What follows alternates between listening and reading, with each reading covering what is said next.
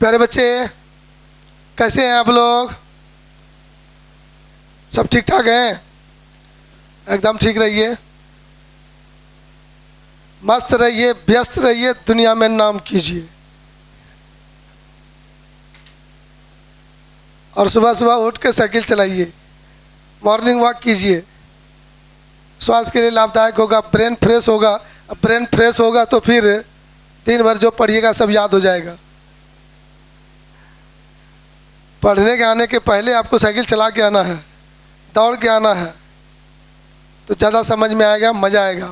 तो चलिए हम लोग स्टार्ट करते हैं, आगे बढ़ते हैं। हम लोगों को पता है कि हम लोग पिछले क्लास में फ्रिक्शन से जुड़ी हुई थ्योरी को पढ़ रहे थे, जिसमें हमको लास्ट मोमेंट में याद है घर्षण कोण पढ़े थे। क्या पढ़े थे?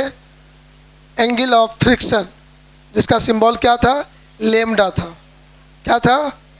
चलिए बहुत अच्छा, आप सभी बच्चों का कंसेप्ट ऑफ फिजिक्स क्लासेस के यूट्यूब चैनल में स्वागत है। और इसके लिए ललन सर तैयार हैं और आप भी लगता है तैयार होंगे। जल्दी तैयार हो जाइए, कॉपी कलम निकाल कर तेज़ी से, बीच में नहीं कहिएगा कि रुकिए सर फोटो लेने दीजिए। एकदम जल्दी जल्दी एक्टिव रहिएगा। कलम तैयार, कॉपी तैयार, हम भी तैयार, तो फिर दिक्कत क्या है को आगे बढ़ते हैं। आज एक नया टॉपिक स्टार्ट करेंगे हम लोग, और नया टॉपिक में आपका आएगा विराम कोण, एंगल ऑफ रिपोज। एकदम न्यू टर्म है और अच्छा टर्म है, आइए उसको देखते हैं।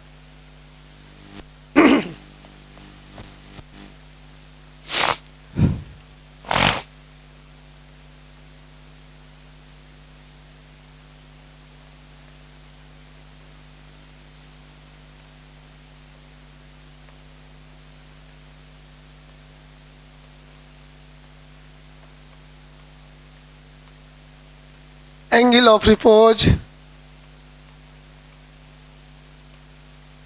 विराम कोण।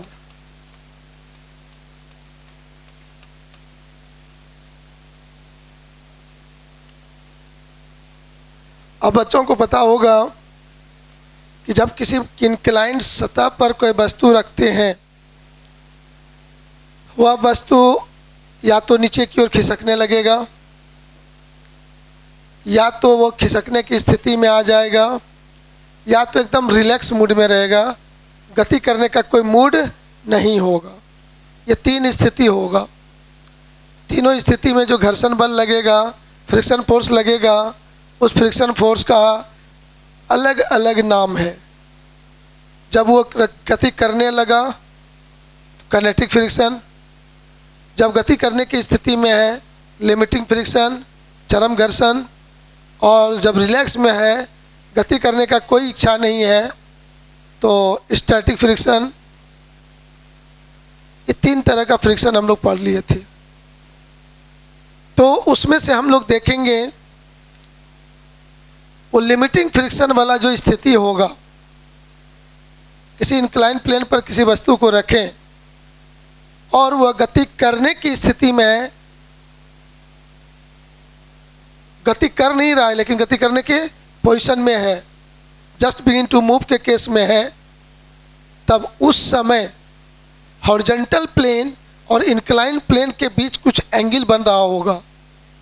उसी एंगल का नाम होगा विराम कोण, एंगल ऑफ रिपोज।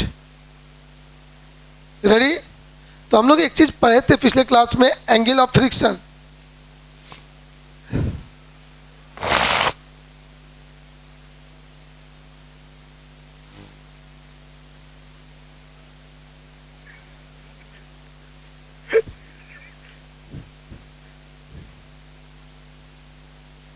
तो चलिए आइए उसको समझें फिगर में। ये आपका हॉरिजॉन्टल प्लेन बनाया मैंने, इसको आप कहेंगे हॉरिजॉन्टल प्लेन।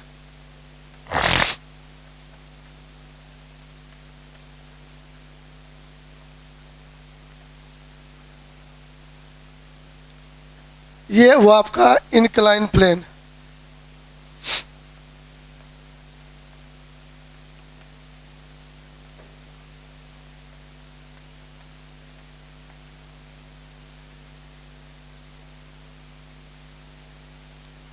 अब ये इंक्लाइन प्लेन यहाँ पर कुछ एंगल बना रहा है। अब इस इंक्लाइन प्लेन पर कोई वस्तु रखते हैं,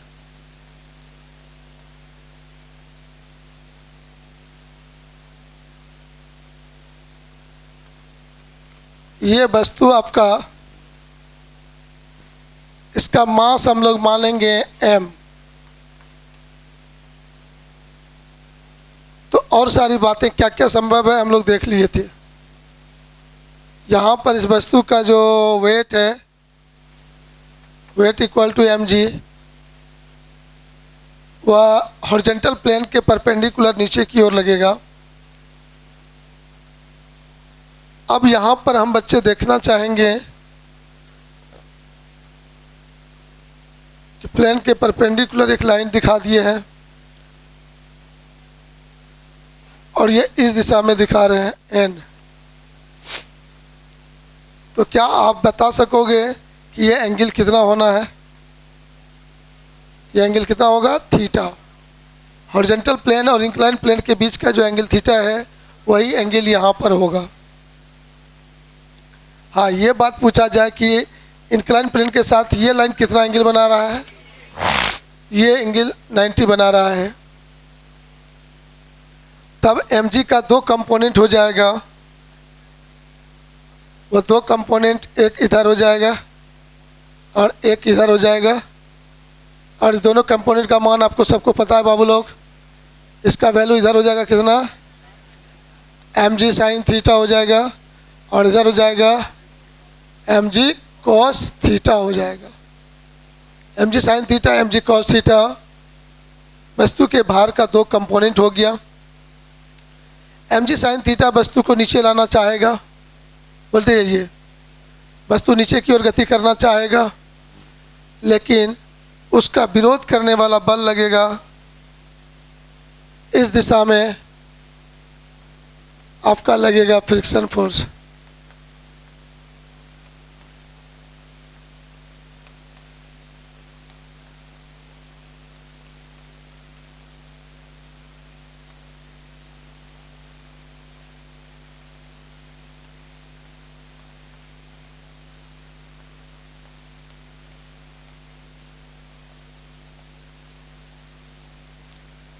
नाम दे दिया लिमिटिंग फ्रिक्शन। मतलब ये वस्तु जस्ट खिसकने की स्थिति में खिसक नहीं रहा है, लेकिन खिसकने की स्थिति में है। तो ऐसे इस जगह पर हम लोग देखेंगे कि यहाँ पर जो नॉर्मल फोर्स होता है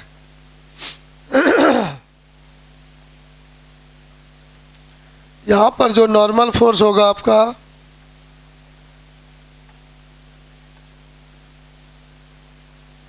n बराबर mg cos थीटा होना चाहिए कि नहीं? ये नॉर्मल फोर्स n बराबर mg cos थीटा हो जाएगा। और यहाँ पर आपसे पूछेंगे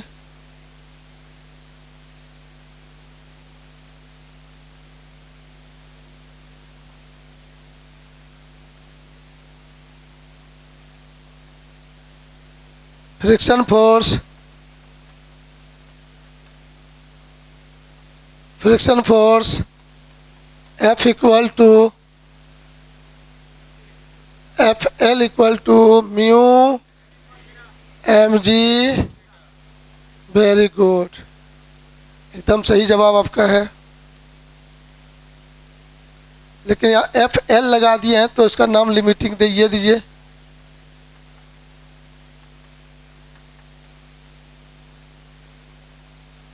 वस्तु खिसकने की स्थिति में है, मतलब ये वस्तु यहाँ पर गति करने की स्थिति में है। गति कर नहीं रहा है, गति करने की स्थिति में है। अब बताएंगे यहाँ पर हमारा टॉपिक क्या है? Angle of repose. टॉपिक का नाम क्या है? विराम कोण। तो विराम शब्द का मीनिंग ही लगता है कि हाँ स्थिर है, रेस्ट है, आराम में है।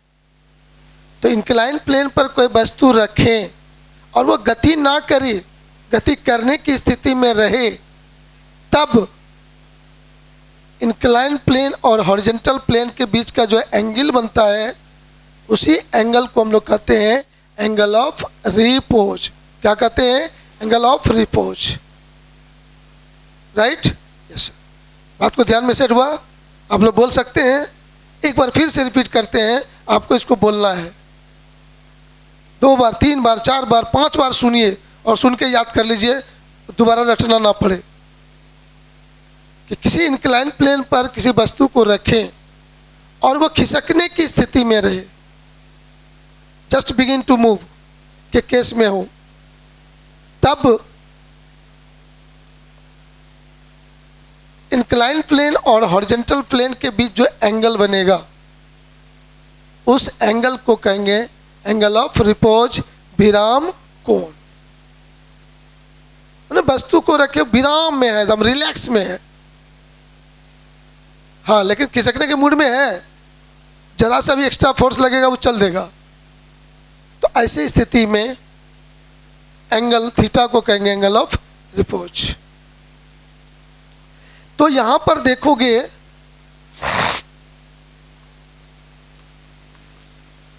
when a body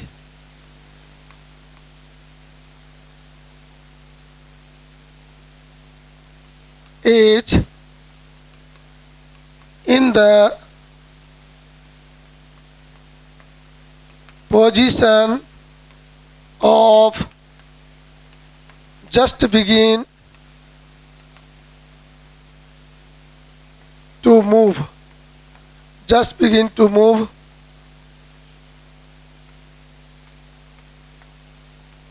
on an inclined plane, then angle between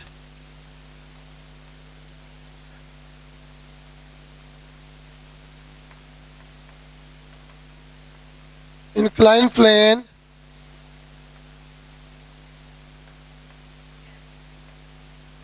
and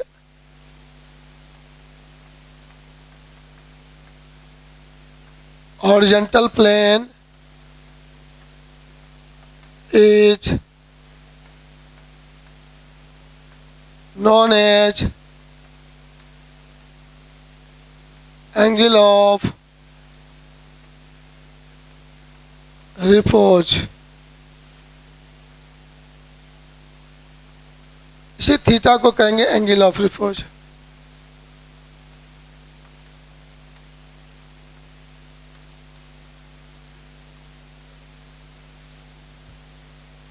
तो 2 लाइन इसको हिंदी में भी लिख लेते हैं हम लोग। जो जहां भी होंगे रुक जाइएगा 1 मिनट।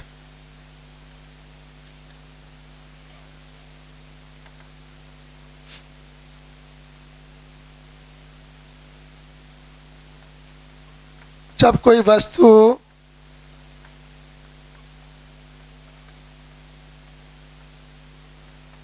किसी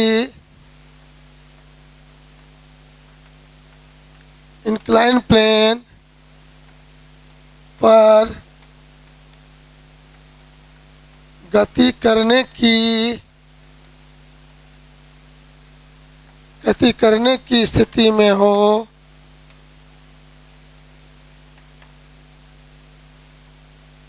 तो इंक्लाइन प्लेन तथा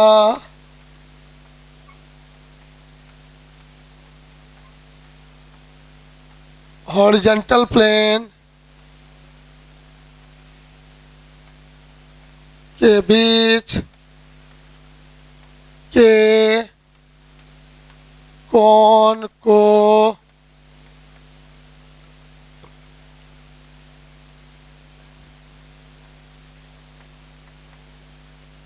विराम कोण कहा जाता है।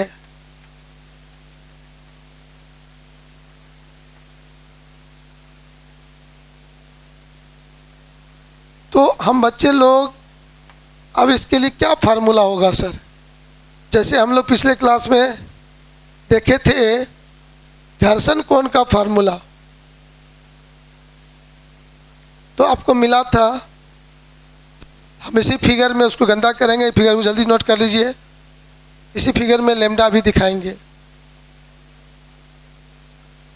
हाँ, लेमडा बराबर tan इनवर्स म्यू, और थीटा बराबर भी आपको अभी वही मिलने वाला है, tan इनवर्स म्यू ही मिलने वाला है। जल्दी रेडी हो जाइए, आपको हम बताएंगे।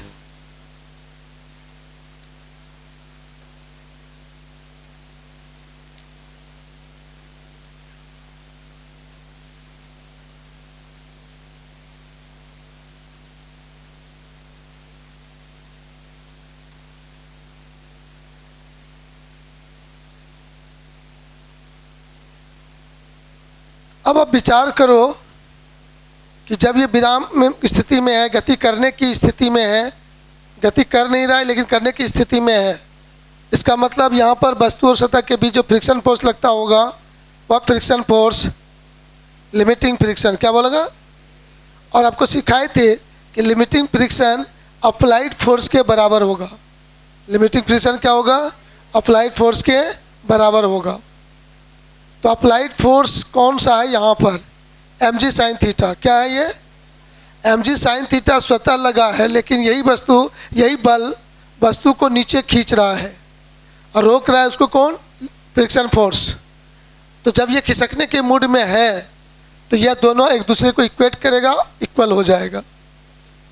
अब कहता है कि normal force mg cos theta को बैलेंस कर रहा है और ये friction force mg sine theta को बैलेंस कर रहा है।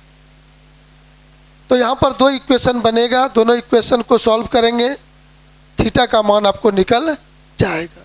यही कंसेप्ट है, यही सोच है। यह सोच अपने दिमाग में रखिएगा, कभी भी कैलकुलेशन कर लीजिएगा।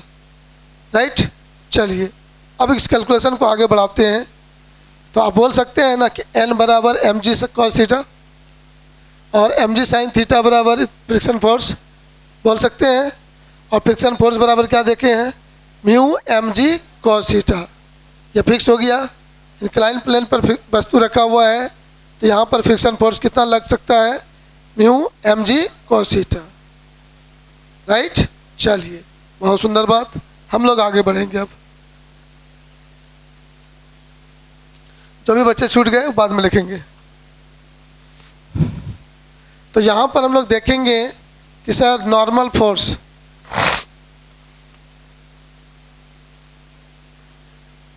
नॉर्मल फोर्स n बराबर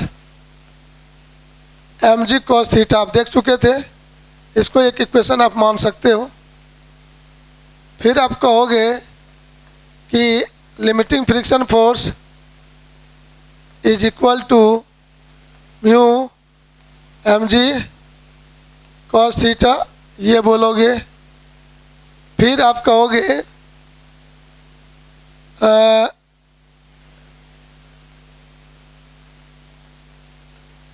चरम संतुलन की स्थिति में, चरम संतुलन की स्थिति में in the case of limiting friction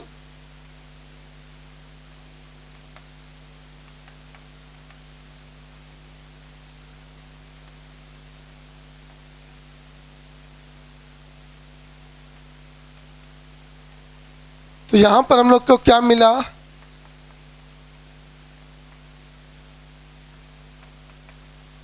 limiting friction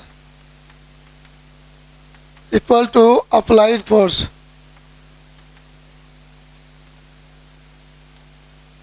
तो लिमिटिंग फ्रिक्शन FL बराबर अप्लाइड फोर्स यहाँ पर हो गया क्या? mg sine theta. वो mg साइन थीटा नीचे खींच रहा था, फ्रिक्शन फोर्स उसको रोक रहा था। दोनों एक दूसरे के बराबर है। तो FL का वैल्यू पुट कर दो यहाँ पर, क्या हो जाएगा तुम्हारा? Mu mg cos theta is equal to mg sine theta. FL का वैल्यू यहाँ से पुट कर दिया गया। तो ये हो गया आपका mg आपका गॉन। यहाँ पर देखिए mu equal to sine theta by cos theta. यहाँ पर हो गया sir tan theta equal to mu. यहाँ पर भी देखने को मिला टेन इनवर्स म्यू।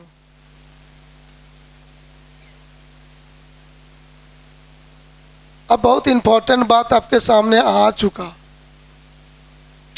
क्या इंपॉर्टेंट बात आया? किसी इंक्लाइन प्लेन पर जब वस्तु आप रखते हैं तो वहाँ पर एंगल ऑफ रिपोज विराम कोण का वैल्यू टेन इनवर्स म्यू मिला।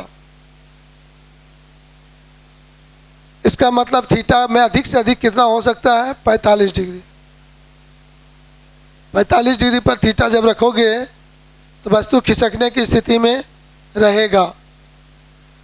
उससे बड़ा कर दोगे चल देगा, उससे छोटा करोगे रिलैक्स में आ जाएगा। मतलब थीटा का मान 45 डिग्री होने पर,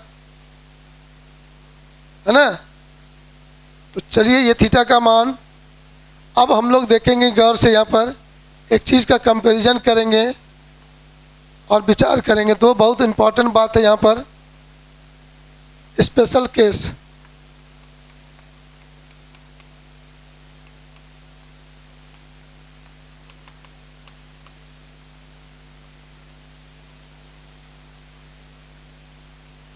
पहला बात देखोगे when body is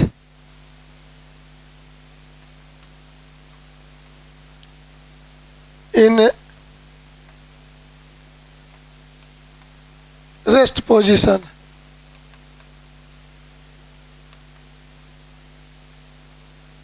जब वस्तु विराम की स्थिति में हो,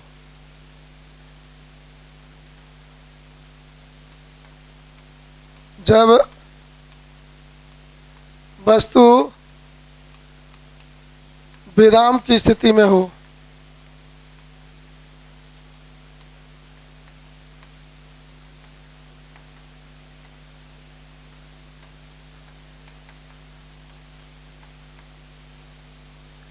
विराम की स्थिति में हो, तो वहां पर कहेंगे angle of repose theta less than lambda. Theta less than lambda, याद है ना? हाँ सर, जरा सा मैं फिगर में बैक करके आपको दिखाता हूँ। थीटा क्या था आपका, लेमडा क्या था? आइए जरा सा हम लोग विचार करें। यहाँ पर आपको बताए थे कि ये नॉर्मल फोर्स और फ्रिक्शन फोर्स का ये रिजल्टेंट था।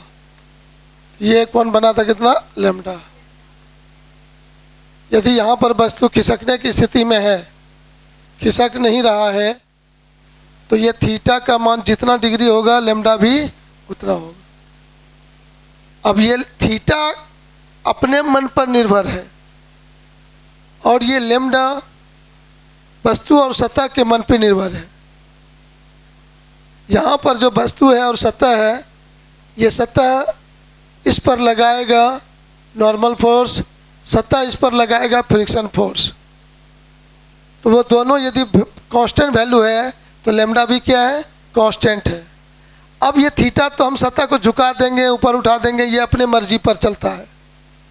तो हम यदि थीटा का मान लेमडा के एकदम बराबर रखेंगे तो वस्तु एकदम खिसकने की पोजीशन में रहेगा, विराम में, एकदम आराम में नहीं रहेगा, टेंशन में रहेगा कि हेब चले हेब चले हेब चले, है ना? खिसकने के मूड में एकदम तैयार। तो उस समय थीटा होगा। अब कहता है कि थोड़ा सा झुका दीजिए, तो थोड़ा सा जैसे झुका देंगे थीटा का मान लेमडा से क्या हो जाएगा? कम हो जाएगा। तो थीटा का मान लेमडा से जब कम हो जाएगा तब वह एकदम रिलैक्स मूड में होगा, गति करने के मूड में। और जैसे थीटा का मान थोड़ा उठा देंगे, बढ़ा देंगे, मतलब थीटा का मान लेमडा से क्या होगा? बड़ा कर देंगे, तो वह वस्तु नीचे की ओर गति करने लगेगा। तो ये ऑब्जेक्टिव क्वेश्चन जब भी टेस्ट होगा, ये ऑब्जेक्टिव क्वेश्चन आपके सामने रहेगा। सेट रामन में yes sir. Incline plane horizontal plane के बीच का कोण थीटा है।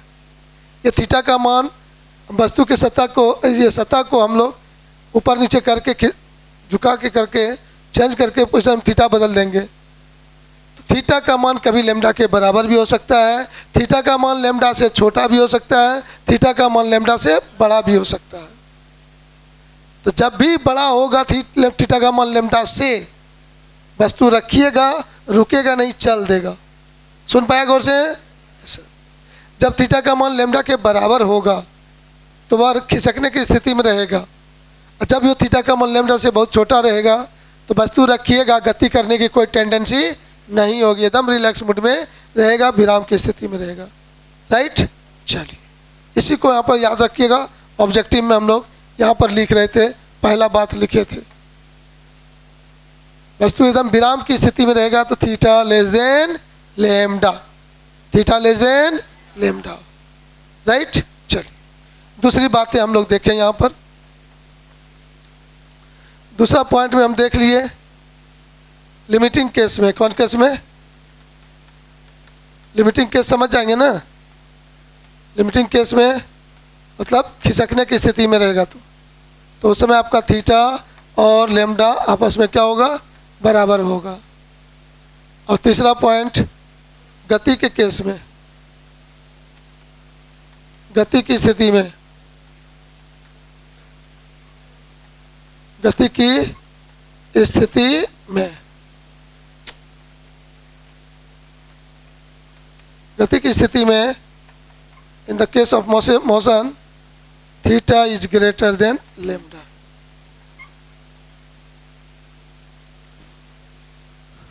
याद हुआ? Yes sir. तो ये सब चीज़ें आगे थ्योरी पढ़ने में हमें मदद करेगा। तो चलिए आगे बढ़ते हैं। तो नोट कर लीजिए फर्स्ट इतना तक।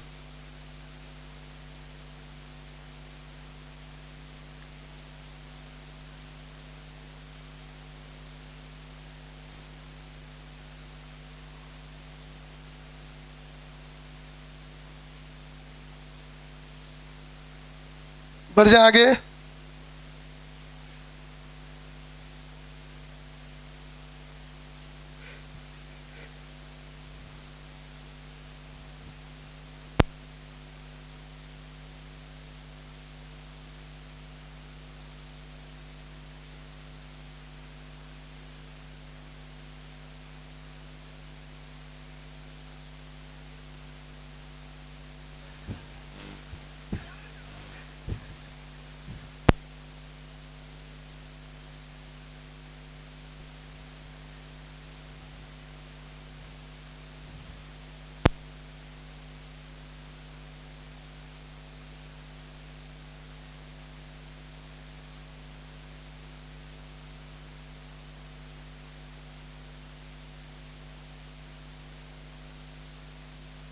चलो आगे बढ़े।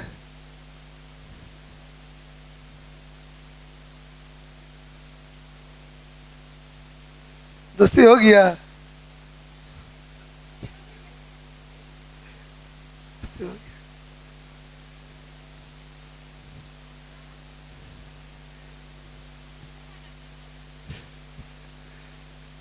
अब जनसंख्या बढ़ाता आगे घटाता है।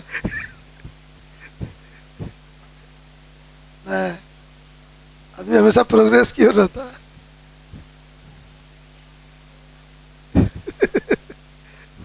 बढ़े आगे। रेडी है? संतुष्ट है यहाँ तक?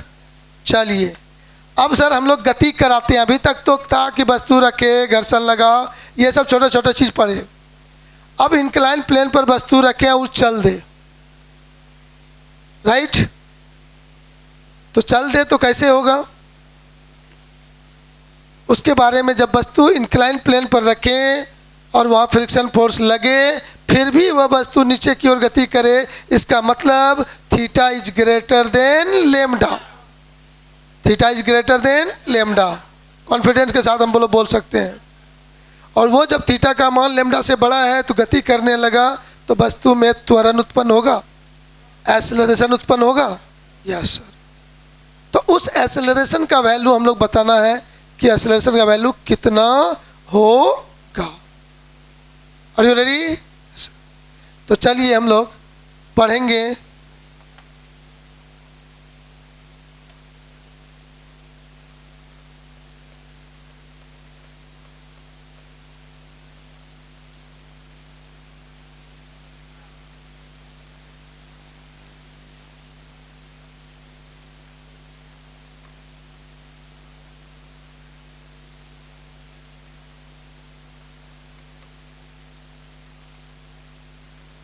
Acceleration of a body on rough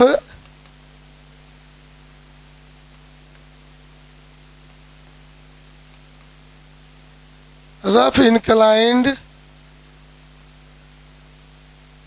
plane.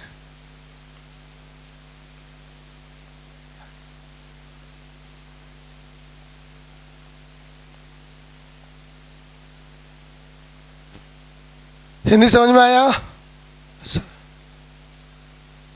रुखड़े झुके हुए तल पर वस्तु की गति, त्वरण।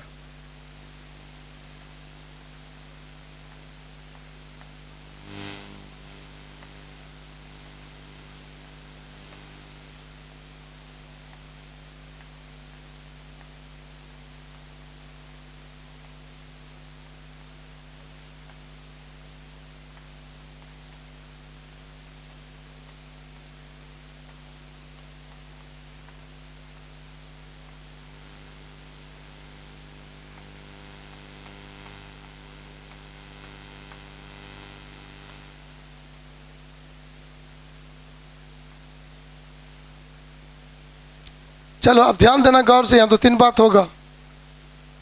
सर ये रफ इंक्लाइन प्लेन बना दिया, ये एंगल थीटा दिखा दिया, यहाँ पर मैंने कोई वस्तु को रखा,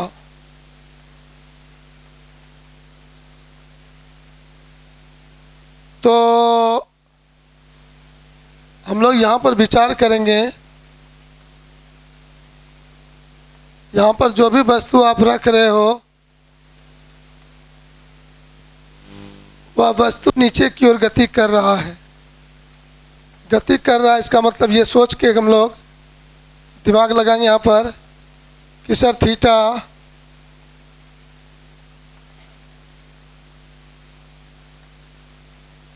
ग्रेटर देन लैम्डा, यह बात हम लोग सोच लिए। तो वह वस्तु नीचे की ओर गति कर रहा होगा, ऐसा निश्चित बात है। तो यहाँ पर क्लियर हो गया सर,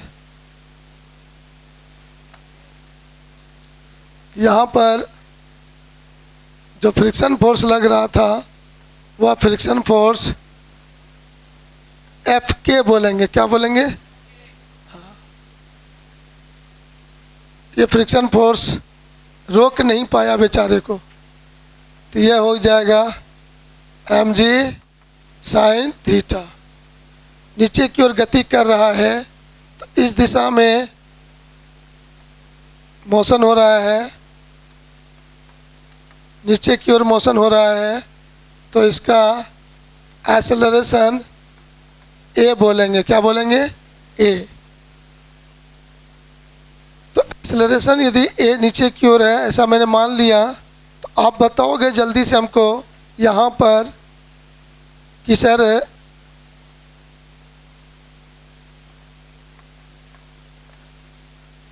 रिजल्टेंट फोर्स कितना होगा, बताइए जल्दी से। रिजल्टेंट फोर्स का सिंबल यदि हम लोग एफ मान लें तो इस फोर्स का मैग्नीट्यूड कितना होगा, तो आपको पता है यहाँ पर कि एम जी साइन थीटा नीचे लग रहा है, फ्रिक्शन फोर्स ऊपर लग रहा है। तो यहाँ पर हम लोग सबसे पहले ये देखेंगे फ्रिक्शन फोर्स लग कितना रहा है। अभी कुछ ही देर पहले आप लोगों ने सुना था फ्रिक्शन फोर्स एफ के बराबर जाएगा mu M G cos theta, और नीचे की ओर गति करने के लिए mg sine theta must be greater than friction force. जल्दी बोलो हाँ या ना। mg साइन थीटा का मान फ्रिक्शन फोर्स के मान से बड़ा होना चाहिए, तभी वह वस्तु नीचे की ओर गति कर रहा है। अब मैं कहूँगा रिजल्टेंट फोर्स निकालो, तो ये दोनों फोर्स सेम डायरेक्शन में है ना। ए लीला साहब प्लीज सावधान, ये अपोजिट डायरेक्शन में है। हमने बोला सेम डायरेक्शन में है, बोलते यस सर।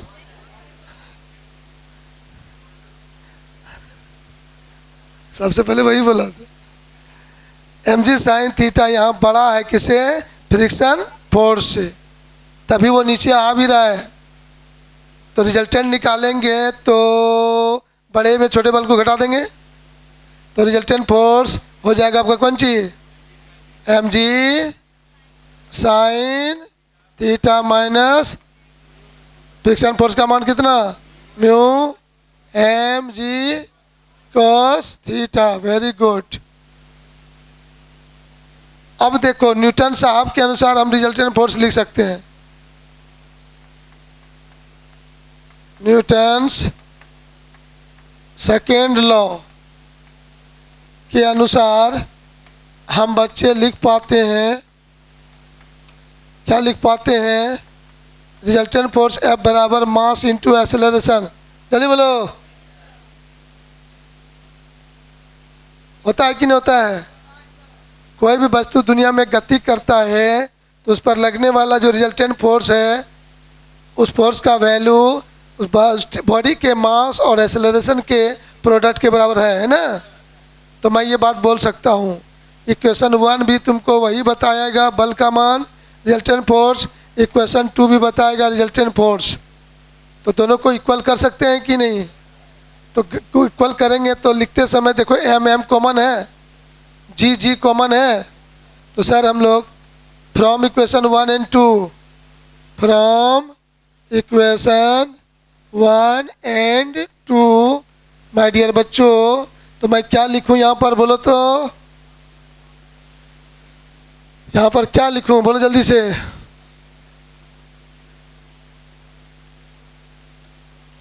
तो दोनों को इक्वेट कर देंगे तो क्या देंगे सर, m इंटू ए बराबर एम जी कॉमन हो गया है, क्या बचेगा यहाँ पर, sine theta minus mu cos theta, M M cancel.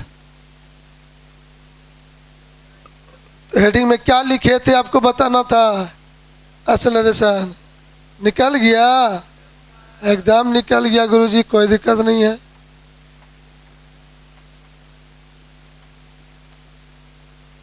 कोई भी सतह लीजिएगा ना तो वहाँ पर घर्षण गुणांक कोफिशिएंट ऑफ फ्रिक्शन म्यू का मान कितना है आपको दिया रहेगा। जिस सतह पर रखे वो थीटा भी आपको मालूम रहेगा। देखो गौर से, म्यू भी मालूम रहेगा वहाँ पर, वस्तु और सतह के बीच कितना लग रहा है घर्षण गुणांक कोफिशिएंट ऑफ फ्रिक्शन, और कितना झुकाव कोण थीटा है, एंगल ऑफ रिपोज, या एंगल ऑफ रिपोज नहीं मैंने एंगल ऑफ इंक्लाइनेशन कितना है थीटा मालूम रहेगा। जी का मान सबको याद ही रहता है, तो आपको निकल जाएगा त्वरण का मान, एक्सेलरेशन का मान। अभी यह देखा गया था कि इस पर कोई बाहर से बल नहीं लगा है, बस मैंने रखा और चल दिया। अब हम रख के धक्का भी मार दें उसको नीचे की ओर, तो एक्सेलरेशन का मान यही रहेगा कि बदल जाना चाहिए। हाँ सर, एक्स्ट्रा फोर्स लग गया, एक्स्ट्रा फोर्स लगा तो एक्सेलरेशन का मान बदल जाना चाहिए। बदल जाएगा वो बाद में, पहले बदल जाना चाहिए। अब ये कितना बदल के हो जाएगा, तब इसमें नया परिवर्तन क्या हो जाएगा, फार्मूला में कुछ नया चेंज क्या हो सकता है। तो पहले यहाँ तक दिमाग में सेट कर गया आपको, कंफर्म। अच्छा अब ध्यान दीजिएगा, ये एक्सेलरेशन थोड़ा सा बढ़ जाएगा आपका। क्या है बढ़ जाएगा, अब एक्स्ट्रा बल इस पर लगा दीजिए आप। नहीं, यदि अतिरिक्त बल लगा दें उस बल का कुछ सिंबल दीजिएगा कि नहीं, तो उस बल के कारण भी इसमें एक्सेलरेशन होगा कि नहीं होगा, उस एक्सेलरेशन को इसमें जोड़ दीजिएगा। क्योंकि दोनों का एक्सेलरेशन सेम डायरेक्शन में होगा ना, पहले से जो एक्सेलरेशन है वो नीचे की ओर है और एक्स्ट्रा बल जो लगाएंगे उसका भी एक्सेलरेशन नीचे होगा, और तो वेक्टर सेम डायरेक्शन में होता है तो रिजल्टेंट निकालने में दोनों को जोड़ देंगे। तो पहले अभी एक्सेलरेशन का मान इतना हो गया, एक्स्ट्रा फोर्स लगाइए उस पर, उसके कारण एक्सेलरेशन का। अब जैसे मैं यहीं पर बोलता हूँ, गौर से सुनिएगा, समझिएगा। अब इस वस्तु पर एक्स्ट्रा फोर्स लग गया, एक्स्ट्रा फोर्स लग गया, सिंबल कुछ दे दीजिए आप।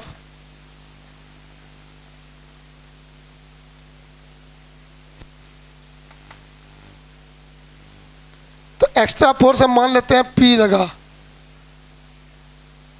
एक्स्ट्रा फोर्स कितना लगा दिया, एकदम सिंबल अलग हटके दे दिया, तो एक्स्ट्रा फोर्स ये हो गया।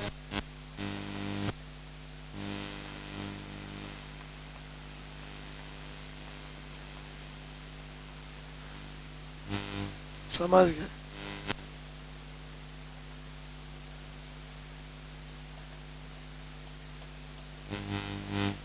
एक्स्ट्रा फोर्स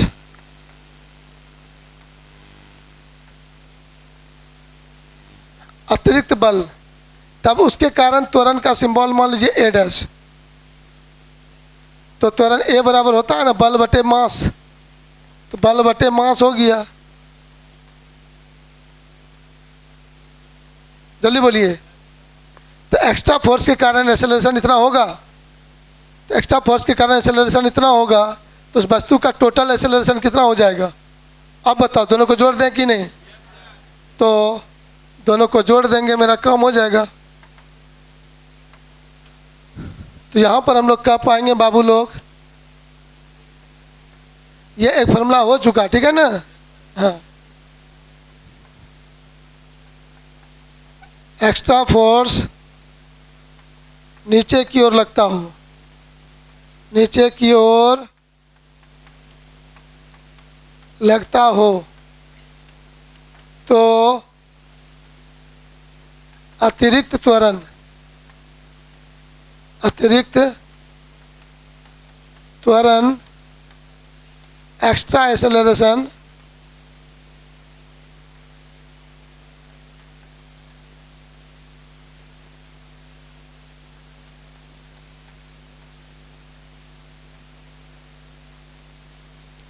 एक्स्ट्रा एक्सेलरेशन हमने बोला ए डैश सिंबल दिया P/m।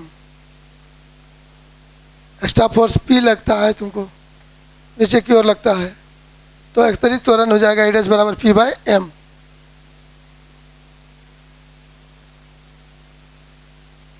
तब इसलिए रिजल्टेंट एक्सेलरेशन, इसलिए रिजल्टेंट एक्सेलरेशन क्या हो जाएगा, फाइनली मैं बोलूं रिजल्टेंट एक्सेलरेशन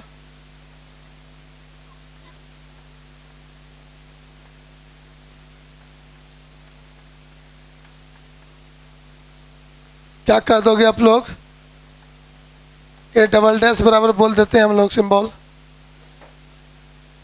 मेन एक्सेलरेशन ये हुआ, एक्स्ट्रा बल लगाने के बाद एक्सेलरेशन इतना हो गया, तो टोटल एक्सेलरेशन उसको बढ़िया कितना हो जाएगा। तो क्या करेंगे, P/m plus G sign theta minus mu cos theta.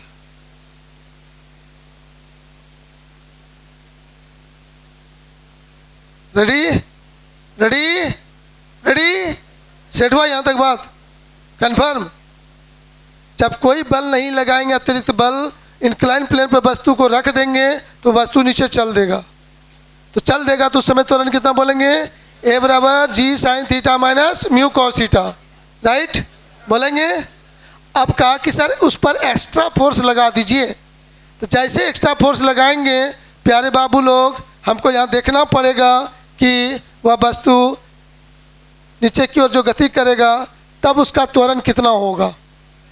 तब उसका त्वरण निकालने के लिए हो जाएगा ए डबल डैश बराबर P/m plus G sign theta minus इतना। संतुष्ट, एकदम दिमाग में याद रहेगा। कोई दिक्कत नहीं। अब हम आपको क्वेश्चन पूछने देंगे कि मैंने वस्तु रखा और नीचे की ओर गति कर दिया, तो 5 सेकेंड में वो कितना दूरी तय कर लेगा? तो सर जब एक्सेलरेशन निकालने सीख गए हम लोग, तो sir equation of motion s बराबर ut plus half A T square से दूरी निकल जाएगा। तो मेन चीज क्या निकालना था? त्वरण, एक्सेलरेशन। वो सोचने हम लोग सीख गए कि नहीं? तो पूछेगा 5 सेकंड के बाद उसका वेग कितना हो जाएगा, क्योंकि जहां से आपने छोड़ा वहां तो वेग u बराबर 0। जल्दी बोलो। आप रखे रेस्ट 0 है, u 0, छोड़ा, चलना शुरू किया, तो 5 सेकंड में बाद वेग कितना होगा? 5 सेकंड के बाद त्वरण कितना होगा? 5 सेकंड में कितना दूरी तय कर लेगा? क्या ये प्रश्न पूछा जा सकता है कि नहीं? तो सब इक्वेशन ऑफ मोशन का अप्लाई करके सवाल बन जाना चाहिए। बस मेन चीज़ है कि एक्सेलरेशन हमें सोचने के लिए आना चाहिए। ओके, मिलते हैं नए एनर्जी के साथ अगले क्लास में। अरे अभी अगला साल